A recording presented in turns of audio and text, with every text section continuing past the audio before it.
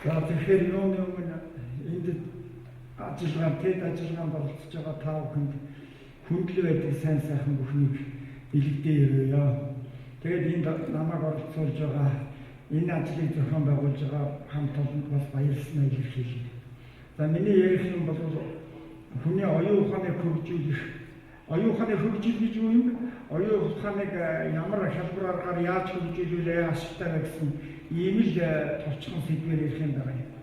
Тэгэхээр манай оюун ухааныг хөгжүүлэх одоо хамгийн чухал нь одоо сургууль соёл гэж одоо туйлширч ойлгоод байдаг.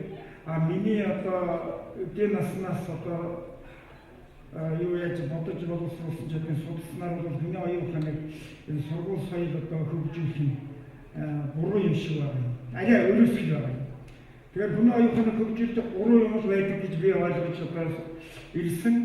Энэ түүнийг амьдрал дээр одоо хэрэгжүүлэх зорж ирсэн. Нэгдүгээр хөдөлмөр хүний оюун ухааныг хөгжүүлдэг. Хоёрдугаарт нь тоглоом наадам. Гуравдугаарт нь сургууль соёл байна. Тэгэхээр манайхан эхний хоёрыг бүр хайчаад ялангуяа одоо улслаас хойш гэж ярьж байна. Тэгээд сургууль төгсчхүүл нэг ухаантай хүн болчих юм шиг ингэж туйлширч байгаа тэгээд алдаад байна. Ингэж туйлширснаас болоод одоо ямар хүн ихтэй сургууль боловсролын систем ямар хүн бэлдээд байна. Байна хитрхи мэрэгэн жираханууд гэж ярьдаг. Хитрхи мэрэгэн жирахануудыг бэлдээд байна шүү. Тэдэнд мэдэхгүй юм байх. Маргахгүй юм байх. Дэлхийн ертөнцийн одоо улс орнуудаас жишээ татаад шавсаннаас ишлэл аваад ингээд маргаалаа яриад байна. Хийж үтээж чадах юм байх. Бараг нэг ажил хариуцуулаад явчихад тэгээд тэд шүүмжлэл байсан хүн чинь нэг ажил хариуцуулаад явчихад тэгээд ургаан хийчихэж шээ. Тэгэхээр би энэ талаас нь ярьж байгаа. Тэгэхээр эхлээд би тэр хөдөлмөрийн талаас нь ярил л дээ. Хөдөлмөр хүний оюун ухааныг хөгжүүлэх талаас нь жаахан бодиттой ярих гэж бодож байна. За жишээ татчих юм. Ямар ч дээд сургууль төгсөөгүй бидний өвөг дээдчүүд юм аавч. Бараг 4-р ангийн боловсролгүй гарын үсгэж сурч чадахгүй. Тэгээд мянган малтаа бид нарыг одоо бүгдийн дээд сургууль бараг төгсгсөн. Тэмээ тэгээд одоо сайхан амьдарч шээ. Тэгэхэд 3 дээд сургууль төгссөн. Бараг улаан дипломтой. Тэгээд одоо амьдрал төлөө олж чадаагүй тийм диплом өөрчлөсөн секретарь гэж ярьдаг одоо захаас аван байна. Тэгээд төр засгаа ах トゥ амраг садна бүх юм шүүмжлээд яриад байдаг. Тэгээд өөрийнхөө амьдралыг яаж чаддаг дээшлүүлж чаддаг. Яагаад энийг яриад байна гэхээр оюун ухааны хөгжлийн шалгуур үзүүлэлт гэж нэг юм байх ёстой доо. Одоо энд байгаа бид 100 гатхан гэж ярьсан энэ хэний илүү оюун ухаан хөгжсөн. Хинэн одоо арай дутуу юм. Хинэн бүр оюун ухааны хөгжил муутай гэдгийг нэг шалгуур үзүүлэлт байх ёстой үстэй. Тэр нь миний бодлоор амьдрах чадвар л. Амьдрах чадвар. Яг тархан мал табрын ашигтай гэдэгт яг иж. Тархан мал зууд ганд одоо нэг омаахан болчих. Тийм ээ. Дөхөрөд ихээр махан ариун өөх тосон илбэг амттай гих юм гэж. Тэгэхээр таны амьдрах чадвар сайн бол та оюун ухаан чинь хөгжсөн гэсэн. Амьдрах чадвар муу бол миний оюун ухаан хөгжөөгүй гэж ингэж ойлгох шаардлагатай байна. Тэгэхээр энд нэг жахан дэлгэрүүлээд нэг юм хэлчихвэл энэ амьдрах чадвар гэдэг дээр яг тархамалтай шууд утгаар нэрээд ямар юм асуулт ойлгоод байдаг уу гэхээр зэрэг баян хоосон одоо хөрөнгө чинээгээр нь бас өрөөсгөл ойлгоод байна. Тэгэхээр амьдрах чадварт чинь бас олон юм орно. Хүний бүтээл тойрол. Ягаад бүтээл тэр гонод тэрийг ашиглаж чадахгүй. Бүтээл тойрол ихэнхдээ нийгмээс төрүүлээд бий болсон. Нийгэм нь ойлгож өгөхгүй 10-20 жилийн дараа 100 жилийн дараа ойлгоод тэр хүнийг алдаршуулж тэг ийм юм байж идэг. Хоёрдугаар нэр хүндийн асуудал. Гэхдээ ер нь зах зээл гэдэг чинь нэр хүнд. Зах зээл нэр хүнд бол том хөрөнгө оруулалт юм капитал юм л да. Нэр хүндгүй өнөөдөр нэр хүндээ алдвал та хизээш амжилтанд хүрэхгүй. Дараа нь албан тушаад эрхэж байгаа ажил орж байгаа юм шиг байна. За тэгээ эцэст нь эрүүл ажил төрөх. Эрүүл ажил төрөх. Гэхдээ оюун ухаан хөгжсөн хүн бол ер нь арих гэтрүүлээ, тамхи гэтрүүлээ одоо ингээд яг аливаа юм хитрхээр эзлэж хор болдог шиг. Энэ ч хор, хооч хор. Тэгэхээр энийг оюун ухаан хөгжсөн хүн тохируулна шүү дээ. Тийм учраас урт насалж байгаа. Тэгэхээр энэ бүгдийг ингээд базаад одоо тэр оюун ухааны хөгжлийн шалгуур нь амьдрах чадвар гэж ингэж хэлээд байгаа. За дараа нь юу яа илтэй хоёрдугаар нь тоглоом наадмын талаар ярьчих. Гурван юм дээр оюухан хөлж ярих гэдэг. За тоглоом бол тэр чигээр шинжлэх ухаан танин мэдгүй байж идэг. Тэр чигээр ард түмний соёл иргэн шиг философи байж идэг. When ийм үг гэдэг та нар цөмөр мэдэндээ энэ чинь энэ сайхан залуучууд дандаа гадаад дотоод сургууль төгссөн ийм улсууд мэдэхгүй байна гэж байна. Хошигнол тоглоом хоёрыг ойлгохгүй хүнийг тэнэг хүн гэж хэлдэг нэг тийм хэлц байдаг л дээ.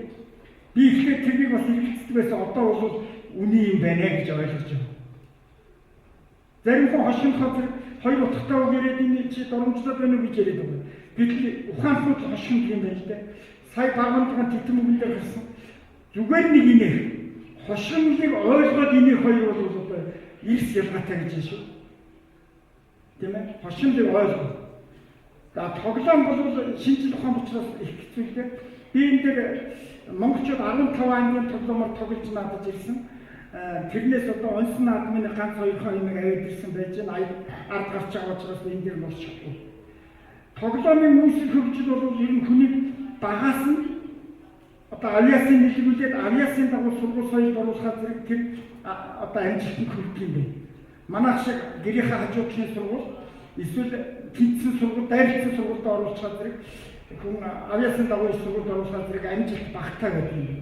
Тэр тоглоомын хөгжлийн түүх өөр юм. Завхуухан ухаан мотог хоёр тоглолтгүй байна. Тэр манайхан одоо сүүлийн үед их ойлгоод би асуудал үүсгэжтэй. За тоглоомын тодорхойлтыг нэг хэлээдэх гэж.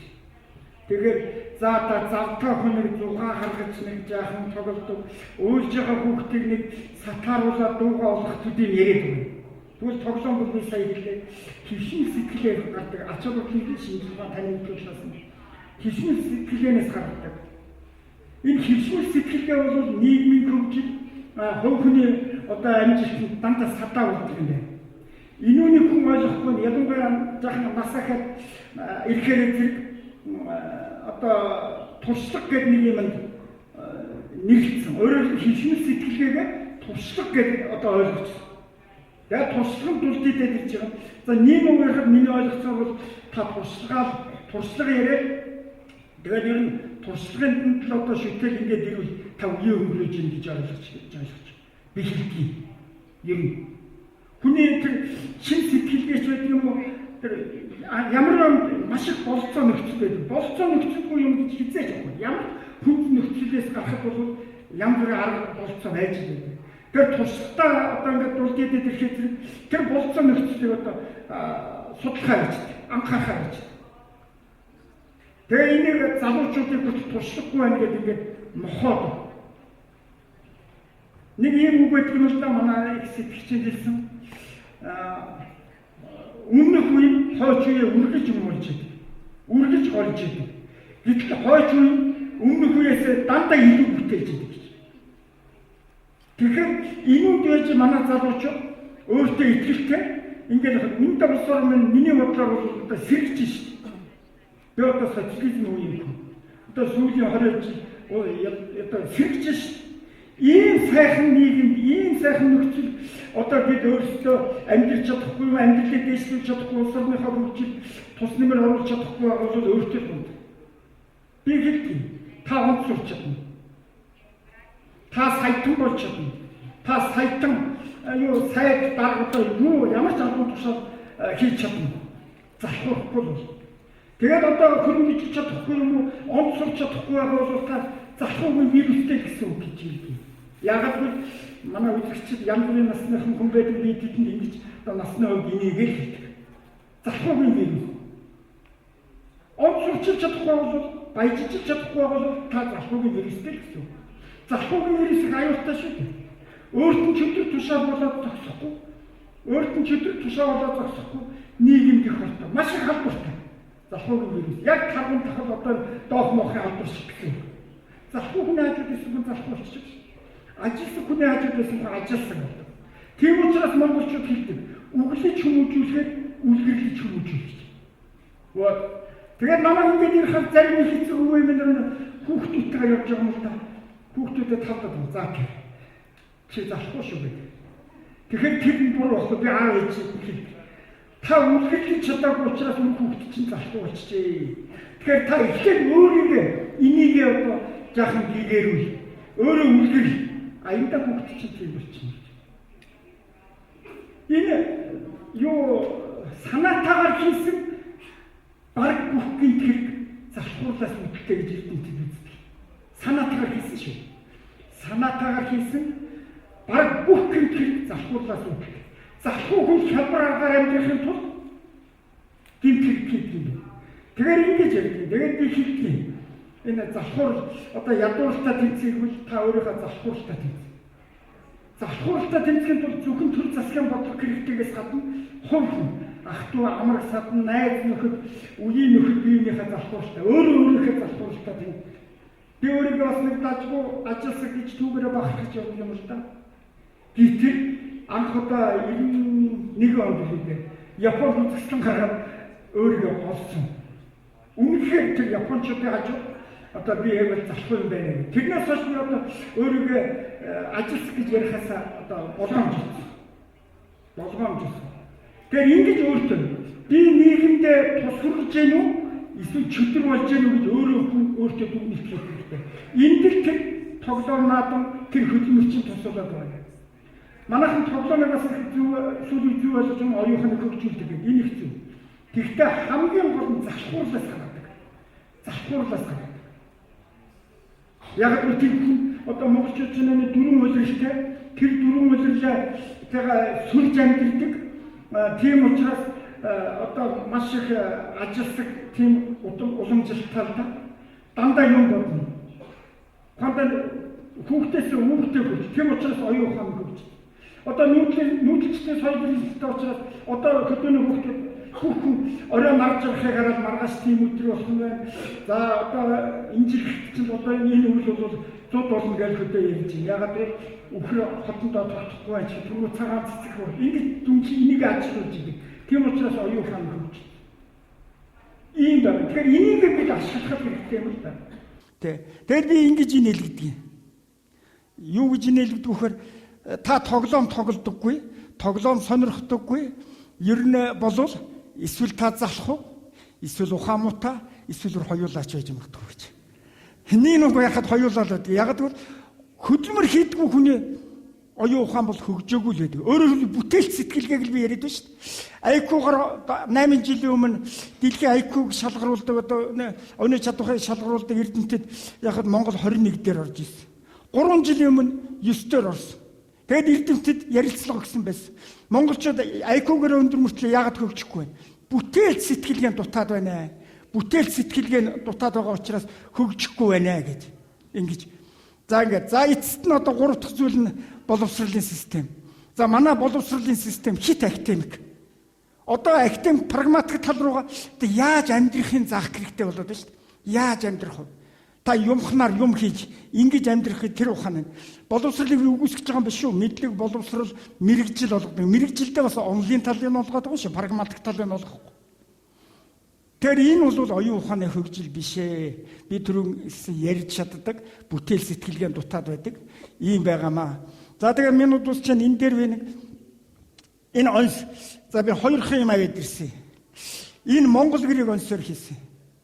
Энэ Монгол гэр энэ дээр гарсан байх сая зурганд Монгол гэрийн хөгжлөөр энэ түүхт ойнуудыг ухтаж жил гаруй хөдөлмөрчээд манайхан нэг том 3 метр хөлөг үхээ Монгол гэрийн хөгжлөөр шатрах хийсэн. Монгол гэрийн хөгжлөөр. Монголын гэр чинь бараг 10 хэдэн хэлбэр дүрсийг олж бараг 20-од хэлбэр дүрсийг олж иж юу өдөг өргөө болсон юм шүү дээ. Тэрүүгээр хийсэн. За энэ анхных нь л да. Энэ уулын 5 настай хүүхдийн оюун ухаанд тохируулж хийсэн юм. 1 онс, 2 онс, 3 онс, 4 онс, 5, 6, 7 гэх. Тэгтээ энэ үнийг Оросын эрдзаанд үйлдвэрлүүлдэг гэрэл хөгжим үнэртэй хийсэн шүү. За дараа нь энэ тулга. Энэ нацагд оржоор энэ одоо галын хийж байгаа юм. Тэгээ энэнд 200 жираад ширхэг мод орсон одоо тулга. За тэгээд манай 670 манай музей 22 жил болж байна. 673 модны онс байж байгаа. За энэ бүгд нь нийлүүлэх. Энийг зүгээр ярьч. Энэ тоглоом наадам бол тэр чигээр ард түмний соёл иргэншил гэдэг түрүүн хэлсэн тийм ээ. Ард түмний соёл иргэншил гэдэг. Энийг Хурмын дээр нь бирийнхаа ухааныг сорж хадам аавч хоёр нь бирээрээ тоглуулдаг тоглоо. Бир нь хурмын дээр энэ шагааг энэ лүү одоо энэ нүхээр гаргаад гэж binэлдэг. Нийлүүлж чадахгүй бол гологдоо тоцно. Тэгэр огттой айл за энэ үнийг хийж чадахгүй бол чи гэрийн буг болон шүү гэж хэлж оюуныг хөгжүүлсэн уламжилттай байна. Тэгэд би хошгонд юм л да. Үр хүүхдэд дагуулад явж байгаа насан туршиддаг хүүхнүүдийг намайг энийг би одоо дэлгэрүүлэх гэж байгаа. Уламжлалаа. Намайг дэлгэрүүлээс өмнө чи нэг харамтай болж авсан азтай хүүхнэ гэж. За тэгээд за энэ бүгж байна. Энэ одоо хормын бүгж, Монголын хормын бүгжгээ дээр байсан 6 янзаар хийж байгаа гих мэтчил. Тэгэхээр залхуу хүн би түрүүн хэлсэн шүү дээ. Энэ бүгжийг, энэ онсыг, энэ 300-аад модны онсыг задлаад угсраад байна гэж төг-төгөө шийдэж байгаа шүү дээ. За ингээд эцэст нь ганцхан үг хэлчихье. Та нар бид залуучууд, хүүхэд залуучуудаа хэлдэг байсан. Бүр социализм эх орны минь хувь заяа гэж. Гай тугаан шүлэгч бай. Одоо энэ бас явцсан болчихжээ. Одоо дэлхийн хувь заяа. Та өөрийгөө би дэлхийн хэмжээний хүн. Одоо өнөөдөр арга хэмжээч гэсэн тийм л шүү. Дэлхийн хэмжээний хүн болох ёстой гэж өөрийгөө бэлдэх ёстой. Та бүгдийг чадна. Өөрөөтөө итэг. Урд үеэсээ илүү та бүхэн бүтээж чадна. Баярлалаа.